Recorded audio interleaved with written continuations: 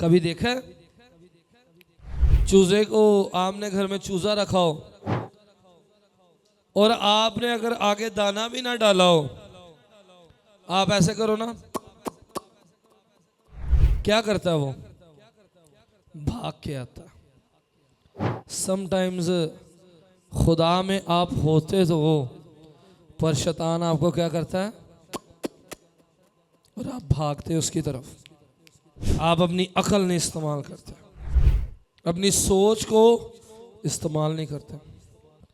ना वेख्या जी अगला बंदा अपना है कि नहीं, ये अपना मालक भी है कि नहीं, वो इन्हें मैनू खरीदिया भी है कि नहीं, ये भी नहीं देखते। वो कुछ खान नूं देन लगा भी है कि नहीं, 12 इंच पिछे नूं झुकने ते दौड़ जाना, उसकी तरफ भाग उठना।